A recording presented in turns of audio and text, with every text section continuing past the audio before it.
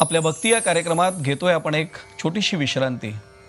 विश्रांतीनंतर संतांनी आम्हाला दिलेला संदेश जाणून घेण्यासाठी करणार आहोत प्रवचनाचं श्रवण.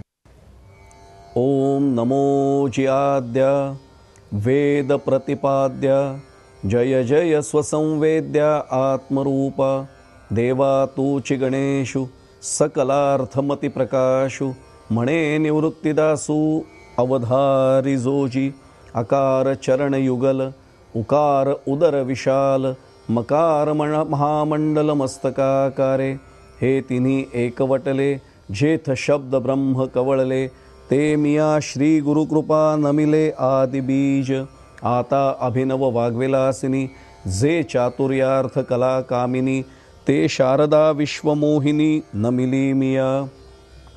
पुंडलिक वरदा हरिविठ्ठल श्री ज्ञानदेव तुकाराम पंढरीनाथ भगवान की जय. मौली ज्ञानेश्वर महाराज की जय. जगद्गुरु तुकाराम महाराज की जय. सब संतन की जय. नवल अहंकाराचे गोठी विशेष न लगे अज्ञानाचे पाठी सज्ञानाचे झोंबे कंठी नाना संकटी नाचवी पुंडलिक वरदा हरिविठ्ठल. सज्जनो, माऊलींनी प्रत्येक साधकाला प्रत्येक भक्ताला दिलेला इशारा गेल्या काही भागांपासून आपण चिंतनाचा विषय म्हणून समोर ठेवतोय.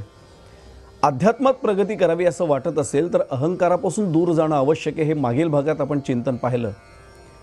मला पुढे जाण्यापूर्वी मुद्दामून नामदेव महाराजांचा संदर्भ आज द्यायचा आहे. नामदेव महाराजांचं पसायदान हे वारकरी संप्रदायातल्या काल्याच्या कीर्तनानंतर आवर्जून म्हटलं जाणारं असं पसायदान. नामदेव महाराजांनी नेमकं काय मागितलं? आकल्प आयुष्य व्हावे तयाकुळा माझिया सकळा हरीच्या दासा कल्पनेची बाधा नहो कवणे काळी ही संत मंडळी सुखी असो. पुढचा चरण अधिक महत्त्वाचा. अहंकाराचा वारा न लागो राजसा माझिया विष्णुदासा भाविकांसी. नामदेव महाराज अन्य काहीही मागत नाही आहेत. मागतायत ते असं की माझ्या विष्णुदासांना अहंकाराचा वाराच कुठे लागता कामा नये. मागील एका भागात आपण संदर्भ पाहिला होता नामदेव महाराजांच्या चरित्राचा. नामदेव महाराजांचं थेट भगवंताशी असलेलं नातं, जवळकीचं नातं हे आपण पाहिलेलं होतं. संपूर्ण महाराष्ट्राला नामदेव महाराज आणि पांडुरंग यांच्यातली सख्य भक्ती, यांच्यातलं एक अतूट असं विलक्षण प्रेम याचीही जाणीव सर्वांना होती. पण जोपर्यंत सद्गुरूंची कृपा नव्हती तोपर्यंत भेददृष्टी गेलेली नव्हती. आणि मागील भागात पाहिलं की मुक्ताबाईंनी सुद्धा लहान वयात नामदेव महाराजांना नमस्कार करायला नकार नम्रपणाने का होईना पण ठामपणे तो दिलेला होता. आणि त्यावेळी त्यांनी एक अभंग त्यांच्या मुखातनं मुक्ताबाईंच्या त्यावेळी बाहेर पडला होता. अखंड जयासी देवाचा शेजार तयाचा अहंकार गेला नाही. पण विसोबा खेचर औंढ्या नागनाथला भेटले. पांडुरंगाच्या आशीर्वादानंतर तिथे ते गेलेले होते. आणि एकदा सद्गुरूंचा वरदहस्त लाभल्यानंतर भेददृष्टी संपली, अहंभाव सगळा निघून गेला आणि नामदेव महाराज खऱ्या अर्थाने संत शिरोमणी पदाला पोहोचले. नंतर मुक्ताबाईंनी नमस्कार केला. प्रत्यक्ष अनुभूती घेतल्यानंतर नामदेव महाराज आपल्या पसायदानातनं म्हणतात, अहंकाराचा वारा न लागो राजसा. मग अशा अहंकाराचा वारा लागला तर नेमकं काय होतं? पुन्हा तुकोबांना शरण जावं लागतं. तुकाराम महाराज तर फारच परखडपणाने आम्हाला सांगतात की साधक आहेस, साधना जरूर कर, अध्यात्माचा अभ्यास सतत कर, देवाच्या जास्तीत जास्त जवळ म्हणजे खऱ्या अर्थाने उपवास कर. पण हे करत असताना जर अहंकाराचा मनाला स्पर्श झाला तर तुकाराम महाराज किती धोक्याचा इशारा परखडपणाने देतात.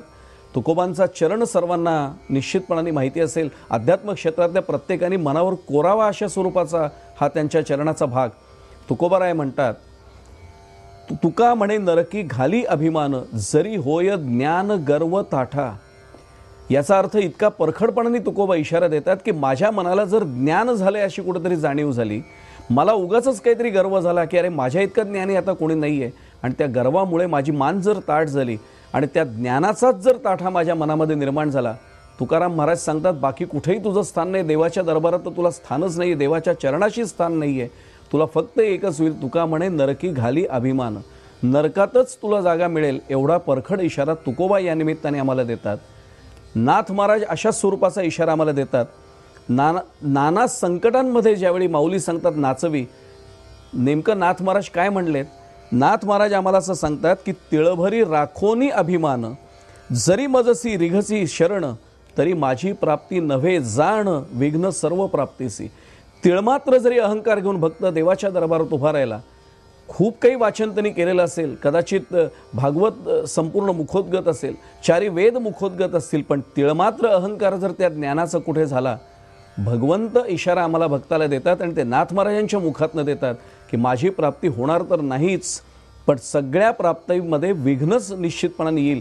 ही विघ्नाची बाधा जर येऊ नये असं वाटत असेल तर अडथळा नेमका जो आहे तो दूर केला पाहिजे. आणि हा अहंकाराचा अडथळा हा प्रत्येक भक्ताला, किंबहुना जो ज्ञानमार्गाने पुढे जाण्याचा प्रयत्न करतोय, आपल्याला सर्वांना कल्पना आहे, योग हा शब्द मुळात युज धातूपासून तयार झालेला आहे. युज याचा अर्थ जोडलं जाणं. मग कर्मयोग असेल, भक्तियोग असेल, ज्ञानयोग असेल, पण या सगळ्यामध्ये अहंकाराचा नेमका स्पर्श जो होतो तो ज्ञानमार्गामध्ये होण्याची जास्त भीती असते. भक्तिमार्गात भक्त पूर्णपणे भगवंताला शरण गेलेला असतो, तिथे अहंकार किंवा तिथे ताठा, तिथे गर्व हे सहसा संभवत नाही, कारण फक्त शरणागतता एवढंच फक्त भाग असतो.